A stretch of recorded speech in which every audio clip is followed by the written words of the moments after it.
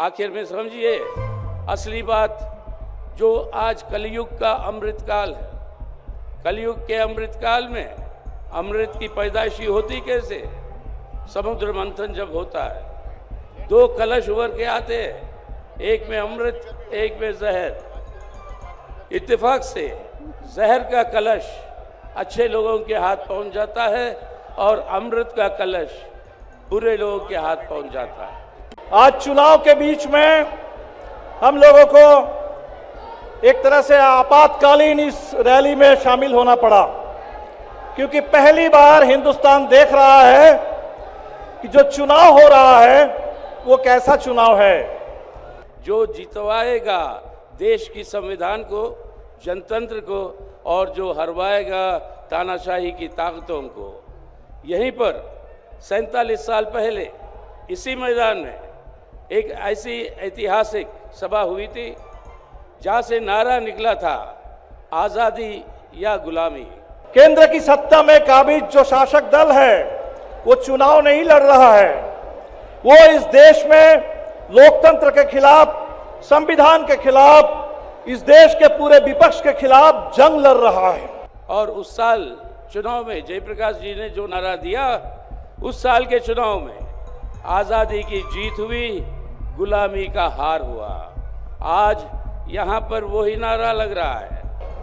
आप देख रहे हैं कि किस तरह से इलेक्टोरल बॉन्ड के जरिए पूरे देश में पैसा इकट्ठा किया गया और उस पैसों के बल पर सरकारों को गिराया जा रहा है, पार्टियों को तोड़ा जा रहा है, विधायकों, सांसदों को खरीदा जा रहा है। हमें चाहिए हमारी आज़ादी, हमारी संविधान, हमारा जनतंत्र, एक धर्मनिरपेक्ष जनतंत्र का गणराज्य जो भारत है, उस भारत को सुरक्षित रखना, ये हमारी आज़ादी है। इस आज़ादी को हम आज हासिल करेंगे और उन ताकतों को आज शिकस्त करेंगे, मोदी सरकार को, जो हमारे देश को बर्बाद करने में तुली हुई है।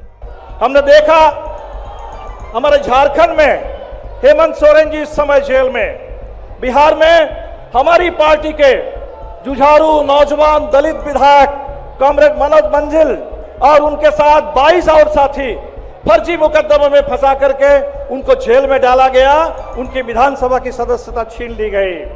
जो लूट मची हुई है देश में, जो बेरोजगारी बढ़ रही है, जो भूख महंगाई बढ़ रही है, इन सब के खिलाफ अगर इनसे मुक्ति चाहिए तो पहले इस सरकार से मुक्ति चाहिए।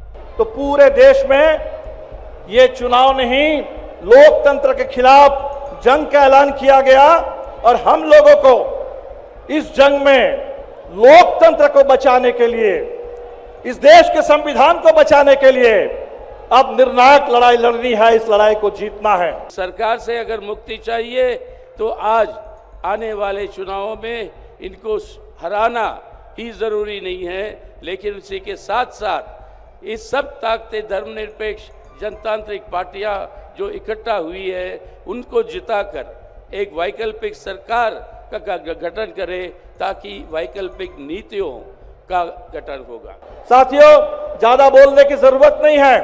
हमें याद है कि हिंदुस्तान में जिस समय संविधान लिखा जा रहा था, संविधान सभा में बहस हो रही थी कि भारत को कैसा शासन चाहिए। कुछ लोग थे जो कहते थे कि अमेरिका के तर्ज पर भारत को भी राष्ट्रपति शासन चाहिए, राष्ट्रपति शासित प्रणाली चाहिए। बाबा साहब अंबेडकर थे जिन्होंने कहा कि नहीं, हिंदुस्तान को संसदीय लोकतंत्र चाहिए, क्योंकि संसदीय लोकतंत्र में सत्ता के ऊपर जनता की कम से कम थोड़ा नियंत्रण रहता है, जनता की थोड़ी निगरानी रहती है। आज वो नियंत्रण, वो निगरानी उन तमाम संस्थाओं को खत्म करने की कोशिश है। आखिर में समझिए असली बात, जो आज कलयुग का अमृतकाल है। कलयुग के अमृतकाल में अमृत की पैदाइशी होती कैसे? समुद्र मंथन जब होता है, दो कलश उभर के आते हैं, एक में अमृत, एक में जहर। इत्तेफाक से जहर का कलश अच्छे लोगों के हाथ पहुंच जाता है और अमृत का कलश बुरे लोगों के हाथ पहुंच जाता है। आज हम वहाँ पे खड़े हैं कि उन बुरे लोगों के हाथ से इस अमृत के कलश को वापस लाना है और अपने देश की जनता के हित में उस अमृत का इस्तेमाल करना है। वही मतलब है अमृतकाल का। अंग्रेजी में एक कहावत है, absolute power corrupts absolutely. Absolute power और एब्सोल्यूट करप्शन एक ही सिक्के के दो पहलू हैं। आज जब मोदी सरकार ये चाहती है कि देश की पूरी राजनीतिक सत्ता उस सरकार के पास हो, मोदी जी और अमित शाह के हाथ में हो, देश की पूरी संपत्ति वो अदानी और अंबानी के पास हो, तो सत्ता का और संपत्ति का ये जो केंद्रीकरण है ये हिंदुस्तान के लोकतंत्र को खत्म कर रहा है। और इसीलिए वो डिमोनेटाइजेशन से लेकर के इलेक्टोरल बॉन्ड तक चरम भ्रष्टाचार, हिंदुस्तान में अब तक जितना भ्रष्टाचार हम लोगों ने देखा है, अब तक की सबसे भ्रष्ट सरकार मोदी सरकार है। भारतीय जनता पार्टी हिंदुस्तान के अब तक की सबसे भ्रष्ट पार्टी है। और इसीलिए इस बार की निर्णायक लड़ाई भ्रष्टाचार के खिलाफ, तानाशाही के खिलाफ, फांसीवाद के खिलाफ, मनुवाद के